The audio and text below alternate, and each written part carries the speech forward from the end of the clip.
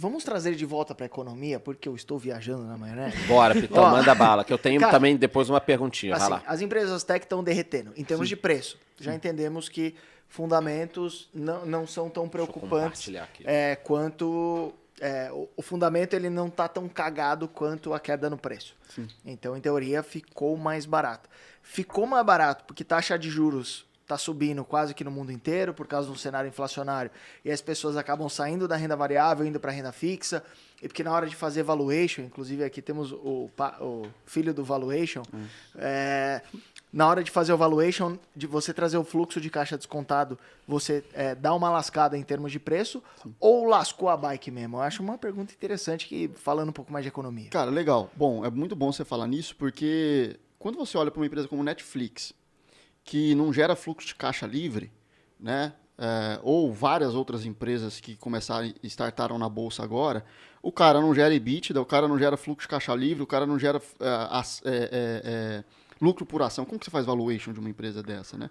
E aí, esses dias eu li de um cara de Venture Capital, que é muito legal você talvez analisar essas empresas que recém-inauguraram na bolsa como se ela fosse uma startup. Uhum. E não como ela fosse uma empresa de bolsa, né? Uhum. Então, talvez a gente tenha que analisar as empresas de tecnologia em bolsa como se fosse uma startup. E quando a gente pensa em startup, eu tenho ouvido muito de gestores de fundos de Venture Capital, o que eles olham em startup, né? Cara, e eles olham fundamento mesmo. Ele olha o fit do produto com o mercado. Ele olha a experiência dos executivos. Ele olha o tanto de vezes que aquele cara teve que pivotar o produto dele para se adequar. Ele olha outra coisa que não é fluxo. O fluxo de caixa é a última coisa, é só para negociar o preço com o cara. A decisão de investimento acontece bem antes, né? Então, quando a gente olha, por exemplo, para um Netflix, talvez... claro, enfim, vou levar lá em consideração a taxa de juros, mas se eu não tenho fluxo de caixa livre, eu vou aplicar a minha taxa de juros no quê? Entendeu? Então, nesse caso, o que eu vou olhar?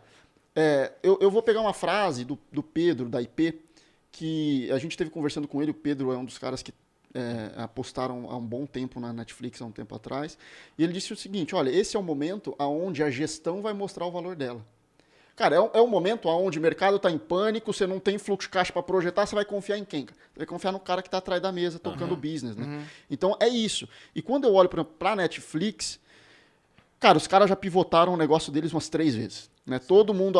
O cara conseguiu quebrar a Blockbuster. Aí, a hora que ele conseguiu quebrar a Blockbuster alugando o DVD, todo mundo pensou, puta, agora vai gerar caixa. O que o cara falou? Não. Quero crescer. Isso aqui já foi para trás, vamos virar streaming. Aí virou streaming, aí se tornou o maior streaming. Aí agora tá vindo a concorrência. Eles já estão falando, por exemplo, em ser um streaming de game. Também. Eles estão tentando pivotar o negócio de novo. É um business muito mais complexo do que você fazer streaming de vídeos, porque game, você tem que conectar pessoas ao mesmo tempo, a latência. Grandes empresas não conseguiram fazer isso, para falar a verdade. As maiores, Microsoft, Google, não conseguiram fazer o streaming de games dela. Então não é um negócio simples, né? Mas quando eu olho para a gestão, para o Reed Hastings e para os executivos da Netflix, eu falo, velho, os caras já pivotaram esse negócio 3 vezes. E se tornaram líder em todas as vezes que eles fizeram. Então, cara, eu tenho que dar um voto de confiança. Eu tenho que dar um voto de confiança nesse cara. Beleza, é claro que a gente tem o valuation, na nossa opinião. Os valuation das techs estão baratas. Eu tive uma aula com o professor Shaikat Chaduri. Manda um abraço pra ele. É meu tio. Tio, obrigado, viu, pela palestra. Muito bom. Não, lá no Vale do Silício eu me senti em casa, sinceramente. Porque é todo mundo indiano, né? Você vai na Dell, os técnicos são indianos, o professor é indiano. Mas uma coisa que ele falou que me chamou muita atenção na palestra dele... Por que você tá rindo, filho? Eu te amo, cara. Isso é muito bom. Porque que ele falou que é muito legal, que uma vantagem competitiva das grandes é que elas têm 2 coisas que as pequenas não têm. Eu acho que isso é uma vantagem competitiva em momentos de estresse de mercado. Que elas têm escala e fluxo de caixa. É isso. Netflix começou a fazer... Então, o que a Thaísa... O que a Thaísa falou tem a ver, porque, olha que engraçado, o ano passado foi o primeiro ano que o Netflix gerou fluxo de caixa positivo. Ou seja, os caras falaram, eles já sabiam o que ia acontecer, diminuiu o ritmo, falou, agora o mercado não está olhando mais para crescimento, o mercado vai olhar para dinheiro no caixa. Então, a gente vai reduzir, gerar dinheiro, porque o negócio deles é lucrativo, as margens do business são boas.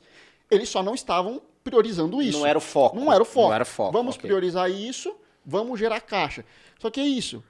Eles já são 220 milhões. Depois vem a Disney com 100 e poucos milhões. O resto, cara, tem 20, 40 milhões. Eles têm 10 vezes a escala, 20 vezes a escala dos outros concorrentes. Então, eles têm uma vantagem competitiva que eles já são uma empresa que gera fluxo de caixa e eles já são uma empresa que tem uma escala absurda. Então, quando eu olho para Google, Meta, Apple, Netflix, eu vejo que hoje eles estão mais atrativos do que alguns anos atrás. Porque, para mim, Matheus, no longo prazo, a perspectiva não muda. Tá? Tanto que Disney, por exemplo, tá um cenário ruim, eles mantiveram a meta deles de usuários no stream para 2024. Olha, a gente vai manter a meta de 260 milhões de assinantes no nosso stream para 2024.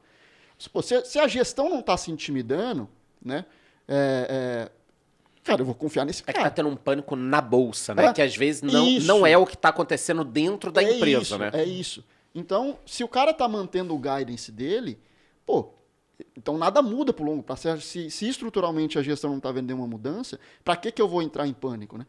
Então, para mim, hoje, essas big techs se tornam mais atrativas do que talvez em 2020, eu tô quase pausando aqui o episódio comprando ações da Netflix. Ele abriu o home broker. Eu já abri o home broker aqui, porra!